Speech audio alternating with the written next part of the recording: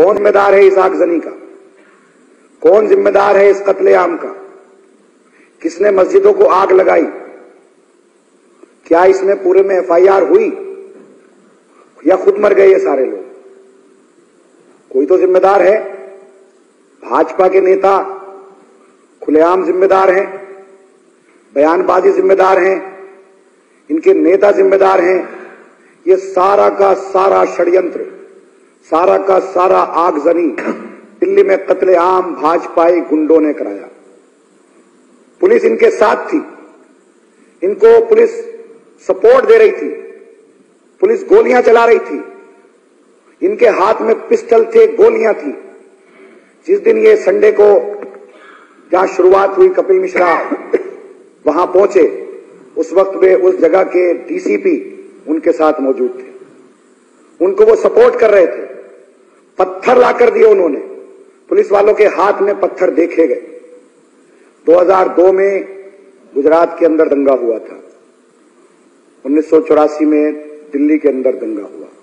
2002 के दंगे को आज दिल्ली में भाजपा की सरकार ने याद दिला दिया। उस वक्त में भी दंगाई दंगा कर रहे थे, पुलिस उनको छूट दे रही थी। इस मर्तबा भी दंगाई दंगा कर रहे थे, पुलिस इनको छूट दे रही थी। मैं जिस दिन ये दंगे शुरू हुए उस वक्त मैं सीलमपुर गया। सीलमपुर में एक मदरसे के अंदर मैंने वहां डीसीपी को बुलाया, सूर्या नाम का डीसीपी, वहां का एसीपी, एसएचओ, सारे लोग आए। मैं उनसे कह रहा था कि देखो वहां आगजनी हो रही है, भजनपुरा में पथराव हो रहा है। वो वहां कह रहा था आप प्रोटेस्ट हटवा दो। मैंने कहा वहां आगजनी हो रही है, उसको तो रुकवाओ। उसके बाद बोला साहब दूसरी जगह भी होगी, तीसरी जगह भी होगी, चौथी जगह भी होगी। उसके बाद होती गई, कोई नहीं रुकी। कमिश्नर को हमने टेलीफोन किया, कमिश्नर ने फोन नहीं उठाया। डीसीपी वहां से चला गया, उसके बाद डीसीपी ने भी टेलीफोन नहीं उठाया। उसके बाद हमने हर मुमकिन कोशिश की कि कोई एक ऐसा ऑफिसर जो इस दंगे को रोक सके, नहीं मिला। इसके बाद हम लोगों ने तय किया कि हम एलजी साहब का घेराव करेंगे, एलजी साहब के दफ्तर जाएंगे। एलजी साहब के हम दफ्तर के बाहर बैठे रहे, मैं था, हमारे एमएलए थे, गोपाल राय जी थे। हम वहां नारे लगाते रहे, हम वहां बाहर बैठे रहे कि बाहर कत्लेआम हो रहा है, दिल्ली जल रही है, एलजी साहब बाहर आओ। लेकिन एलजी साहब सोते रहे, एलजी साहब घर से बाहर नहीं आए। स्पेशल कमिश्नर वहां आए, स्पेशल कमिश्नर आए, हल्की फुल्की बात सुनी और चले गए। पूरी रात हम कहते रहे कि नेहरू विहार में आग लग रही है, हम कहते रहे नूर इलाही में आग लग रही है, हम कहते रहे वहां गुंडे गुंडागर्दी कर रहे हैं, हम कहते रहे भजनपुरा में आग लग रही है, जाफराबाद में आग लग रही है, आप मुस्तफाबाद में आग लग रही है। एक एक जगह का हम उनको एड्रेस देते रहे, टेलीफोन करते रहे, लेकिन किसी एक जगह 3 घंटे 4 घंटे पुलिस नहीं पहुंची। 5-6 कत्ल पहले दिन हुए। पूरी रात मैं खुद 5:30 बजे तक एलजी हाउस रहा, वहां डीसीपी सिविल लाइन थे, उनके साथ रहा, उनको बताता रहा। लोग मुझे टेलीफोन करते रहे कि नेहरू विहार में अब आग लग रही है, नेहरू विहार में दुकानें जलाई जा रही हैं, नेहरू विहार में मस्जिद में घुस गए, नेहरू विहार में घर में आग लगा दी। एक ऐसा हुआ कि एक बोली मुझसे कि मेरे घर में आग लग गई और अब मेरे बच्चे जल गए, अब मैं जल गई, लेकिन हम बचा नहीं सके, बेबस थे। कहां जाते हम, किसके पास जाते हम? पुलिस तो गुंडों के साथ थी, होम मिनिस्टर गुंडों के साथ था। तो क्या होम मिनिस्टर की जिम्मेदारी नहीं है कि इस जिम्मेदारी को लेते हुए जो पूरे दिल्ली के अंदर आज कत्लेआम हुआ है, वो लॉ एंड ऑर्डर उनके पास है, इस जिम्मेदारी को लेते हुए उन्हें इस्तीफा देना चाहिए। जो भी दंगाई है उनके खिलाफ एफआईआर होनी चाहिए। आपसे पहले भी 2002 के दंगे हुए, गुजरात के अंदर यही सब हुआ था, मशीनरी और सिस्टम ने किया था, यहां भी यही हुआ। हजारों दुकानें जला दी गई।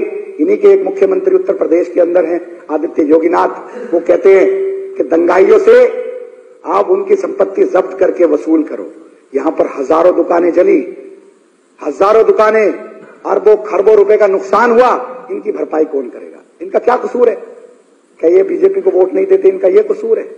क्या ये मुल्क हमारा नहीं है? इनका है। आज ये हमको कहते हैं गद्दार। कल 1857 से लेकर के 1947 तक जब आजादी की लड़ाई लड़ी गई थी, 91,000 लोग फांसी पर चढ़ाए गए थे, जिसमें से 92,000 मुस्लिम थे। ये नहीं थे कि तो अंग्रेजों के साथ थे। आज ये हमें गद्दार कहते। हमारा कसूर क्या है? हम किसको मार रहे हैं? हम किसको नुकसान पहुंचा रहे हैं? हम भाजपा को वोट नहीं देते सिर्फ इसलिए दिल्ली में आम आदमी पार्टी की सरकार बन गई, आज हमसे बदला ले रहे हैं। क्यों बदला ले रहे हैं? क्यों मार रहे हैं? पुलिस इनको क्यों सपोर्ट कर रही है, होम मिनिस्टर इनको क्यों सपोर्ट कर रहे हैं, एलजी इनको क्यों सपोर्ट कर रहे हैं। हम कहां जाएं, किसके पास जाएं? हमारे घर जल रहे हैं, मस्जिदें जल रही, दुकानें जल रही, गरीब मारे जा रहे हैं, कमजोर मारे जा रहे हैं। हम बेबस हैं, बेसहारा हैं, सारे विधायक, सारी सरकार हम बेबस थी, हम कुछ कर नहीं सकते थे। किसके पास जाते? कमिश्नर फोन नहीं उठाते, एलजी सो रहे, होम मिनिस्टर बात नहीं करते। ये बीजेपी के लोग ये किस दिन आए निकल करके? क्या इनकी जिम्मेदारी नहीं थी दंगे को रोकते? क्या ये विधायक नहीं है? क्या ये अपोजिशन के लीडर जोड़ी जी इनकी जिम्मेदारी? ये भाजपा के लोग हैं, इन पर एफआईआर दर्ज होनी चाहिए और इनको जेल जाना चाहिए। अभी तक कोई एफआईआर दर्ज नहीं हुई, जबकि पुलिस की जिम्मेदारी बनती थी कि 302 का मुकदमा दर्ज करती, जो भी आरोपी थे उनको बाद में पकड़ते, शनाख्त करते। कम से कम आप एक एफआईआर तो दर्ज करते। इतना बड़ा हादसा हो गया, हजारों दुकानें जल गई, हजारों घर जल गए, अभी भी लोग अनसेफ हैं। पुलिस क्या करती थी कि कहते कि हमने कर्फ्यू लगा दिया, कर्फ्यू के बाद थोड़ी देर बाद पता लगता था वहां से पुलिस गायब हो गई, दंगा आए फिर आग लगा दी। रात में 3:30 बजे हम लोगों ने शिव विहार की गली नंबर 8 से लेकर 22 नंबर गली तक 800 लोगों को निकलवाया। उनमें से 3 लोग मारे गए, निकाल नहीं सके हम लोग, चिल्लाते रहे, रोते रहे, उनकी रिकॉर्डिंग आती रही हमारे पास। मैं था, संजय भाई था, 3:30 बजे तक हम लोग रोते रहे। रात को जिस दिन ये हम एलजी साहब के आ गए, मैं 5:30 बजे वहां से आया, लेकिन हम बेबस थे, कुछ कर नहीं सकते थे। हमारा क्या कसूर है? क्या हमने सरकार बना ली? क्या हम इनके वोटर नहीं है? क्या ये इस मुल्क को चलाना चाहते हैं, तबाह करना चाहते हैं? ये चाहते हैं कोई महंगाई की बात ना करे, ये चाहते कोई अर्थव्यवस्था की बात ना करे, ये चाहते कोई बेरोजगार की बात ना करे, सिर्फ दंगे करके राजनीति करना चाहती है। अच्छी बात नहीं है।